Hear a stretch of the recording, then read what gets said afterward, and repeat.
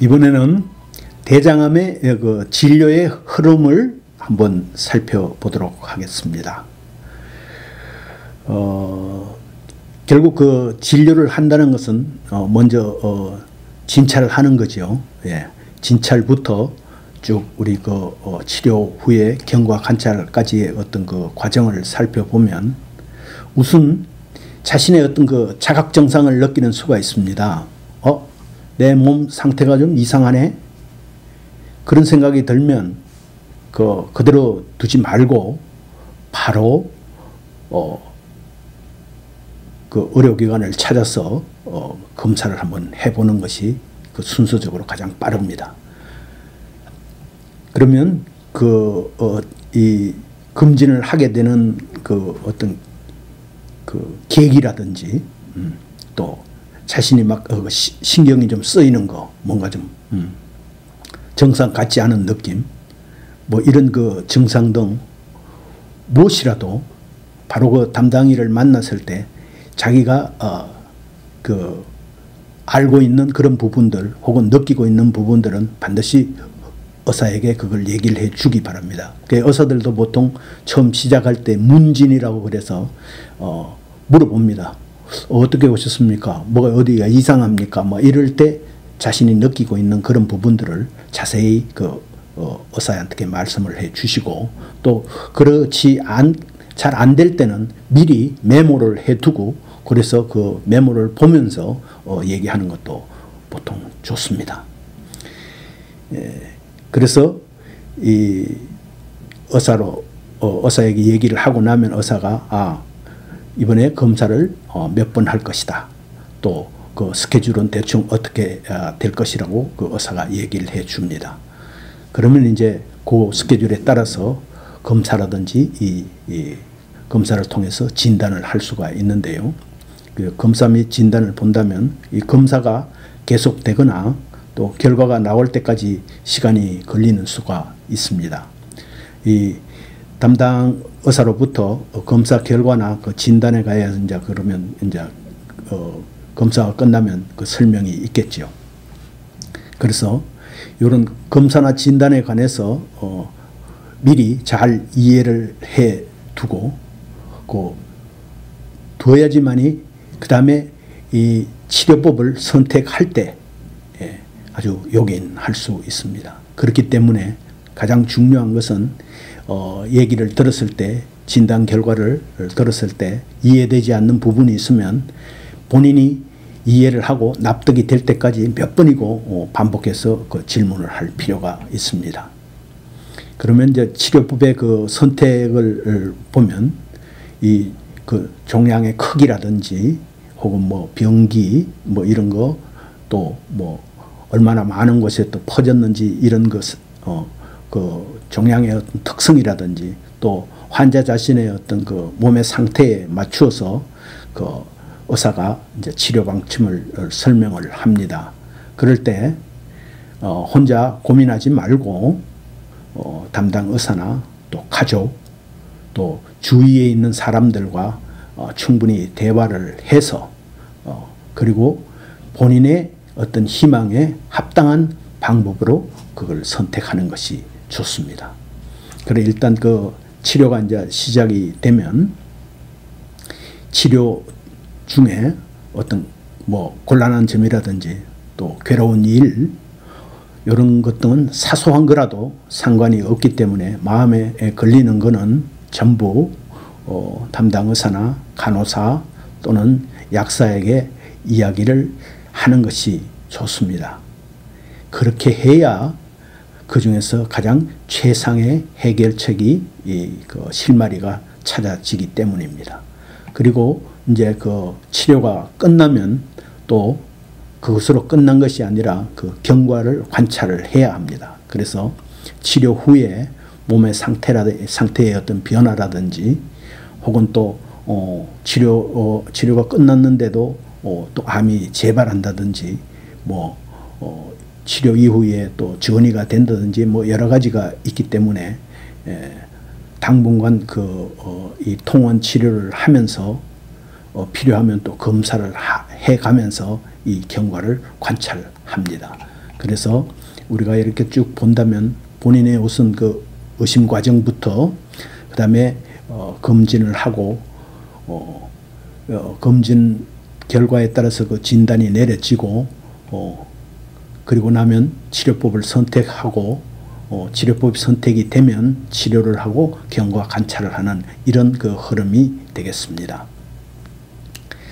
그 다음에 이 검진을 하거나 또 상담할 때 이 뭐랄까 좀 더 권고드리고 싶은 그 점을 부연을 하자면 이 종양 즉 암이라는 병은 그 환자별로 증상이 나타나는 모양이 환자별로 각각 다릅니다.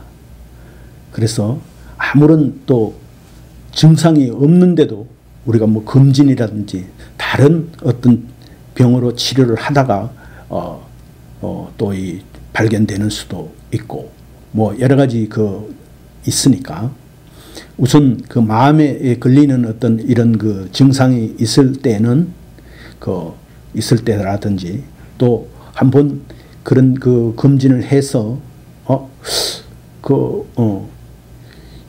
이 상태로는 잘 모르지만 좀 더 그 상급 의료기관에 가서 정밀 검사를 한번 받아보십시오. 뭐 이런 그 얘기를 들을 때는 반드시 그 상급 의료기관에 진찰을 받기 바랍니다. 또 의심이 든다든지 또 불안감이 생기는데 에이 괜찮겠지 하고 스스로 판단을 하거나 또 뭔가 또 발견되는 게 막 두려워서 이 검진을 받는 것을 미루는 사례도 상당히 있습니다. 그래서 뭐니 해도 빨리 검진을 받고 그래서 그 의사 진찰을 받아서 정상의 원인을 세밀하게 조사를 해야 해서 어떤 문제가 없는지를 또 확인하거나 혹은 그렇게 함으로 해서 이 조기에 그 암을 발견할 수가 있으므로 여하튼 이런 검진 단계에서는 상당히 좀 적극적으로 임해 주시기 바랍니다. 그 외에 이 우리나라도 뭐 꼭 전문 병원이 아니더라도 이런 뭐 보건소라든지 혹은 뭐 이런 그런 유사 의료기관들이 있으니까 평소에도 이런 데 가서 자주 상담을 해 보시기 바랍니다. 그러면 일단 암 진단을 받았을 때 그러면 어떻게 해야 되느냐를 살펴보겠습니다. 이 암 진단을 받으면 누구라도 이게 뭐 좋은 소식이 아니니까 엄청난 쇼크를 받게 되죠. 그럴 때 첫 번째 드는 생각이 뭐냐면 이거 뭐 의사가 뭐 잘못 오진한 거 아니야? 뭐 이렇다든지 아니면 바로 내가 왜 하필이면 내가 이런 생각이 드는 게 거의 뭐 인간으로서는 아주 자연스러운 감정이 됩니다. 그래서 이 병이 어느 정도로 진행이 되었는지 과연 또 낫기는 할지 또 치료비는 어느 정도 들지 가족에게 어떤 부담이나 또 걱정을 끼치면 어떡하나 뭐 이렇게 사람마다 그 고민이 다릅니다. 마찬가지로 또 그 당사자는 뭐 기분이 완전히 바닥을 치는 것도 뭐 당연하죠. 그렇다고 너무 이 부정적인 생각에만 골몰하면 몸에도 마음에도 좋지가 않으니까 일단 이를 당했다. 그래서 이때부터 또 내가 어떻게 해야 할 것인가. 그래서 좀 긍정적으로 이렇게 밝게 마음을 먹고 치료에 임하는 것이 좋습니다. 이런 그 큰 산을 넘기 위해서는 암과 맞서서 현실적이고 또 구체적으로 생각하고 과감한 행동을 할 필요가 있습니다. 이렇게 하기 위해서 또 필요한 두 가지 정도의 도움이 되는 게 있는데요. 첫째는 자신의 암에 대해서 뭘 알아야 됩니다. 보통 사람들은 자기가 그 암에 걸리기 전까지는 그 암에 대해서 거의 잘 모릅니다. 그렇기 때문에 우선 자신의 병에 대해서 잘 알아야 됩니다. 잘 알기 위해서는 우선은 그 담당 의사가 전문의이기 때문에 그 양반이 많은 정보를 갖고 있습니다. 그렇지만 또 바쁜 의사를 병원에 가보시면 아시겠지만 보통 환자를 한 3분 내지 5분밖에 보통 서로 이야기를 하지 않기 때문에 시간이 참 모자라서 자기가 알고 싶은 것을 다 알 수가 거의 없는 것이 우리의 오늘의 현실입니다. 그래서 이 담당의와 이야기를 할 때는 꼭 당신이 믿을 수 있는 사람, 가족이라든지 아주 친한 친구라든지 혹은 결혼 전인 경우에는 애인이라든지 혹은 같이 살고 있는 분, 이런 분들을 반드시 한 사람 동석을 해서 하는 것이 좋습니다. 왜냐하면 본인이 엄청난 충격을 받은 상태이기 때문에 들을 때는 다 알고 있는 것 같지만 듣고 나면 하얗게 아무것도 뭔 얘기를 들었는지 모르는 경우가 많습니다. 그래서 좀 객관적으로 듣고 기록하거나 혹은 녹음을 하거나 이렇게 할 수 있는 분들을 옆에 한 분을 동석하는 것이 좋습니다. 그리고 이야기를 듣다 보면 또 전문적인 용어도 나오고 잘 모르는 부분들이 참 많습니다. 그럴 경우에는 주저하지 말고 기탄 없이 질문을 해서 본인이 납득을 하는 것이 좋습니다. 그래서 이런 경우에는 또 우리 여기 암스쿨 같은 이런 이 정보를 무료로 주는 이런 엄청난 정보의 바다와 같은 이런 암스쿨 같은 것이 있으니까 암스쿨 같은 데에도 이걸 보면서 그래서 자신의 암에 대한 병에 대한 그 정보를 갖도록 하는 게 좋고요. 두 번째로는 어떤 본인의 마음가짐입니다. 이 큰 병에 걸리면 적극적으로 그 치료에 임하는 사람, 또 낫는다는 굳은 신념을 갖고 임하는 사람 있는가 하면 될 대로 되라고 이렇게 반포기하는 이런 사람들이 아주 다양한 사람들이 많이 있습니다. 예.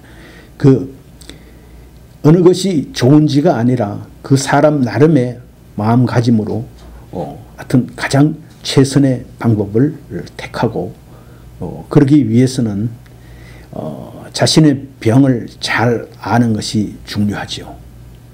그래서 자신의 병의 상태라든지 또 치료 방침 그리고 그 이후에 어떤 전망 등에 대해서 담당이로부터 설명을 잘 듣고 언제라도 또 솔직히 상의를 해서 그때마다 충분히 납득한 상태에서 병에 맞서는 것이 좋습니다.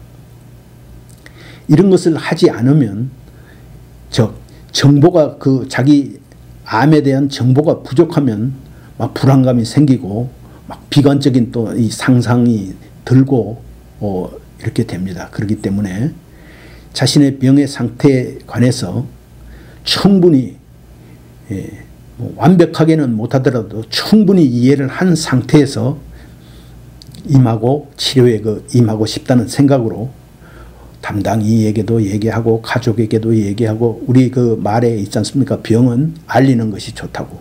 그래서 알려서 또 이런 동일한 병을 앓은 경험이 있는 유경험자라든지 이런 분들의 조언을 듣는 것이 좋습니다. 그러니까 열린 마음으로 상호간에 솔직하게 이야기하는 것이 서로 간의 신뢰관계를 강화하는 것도 되고 또 확실하게 부족한 점들을 이해할 수 있게 됩니다. 이상입니다.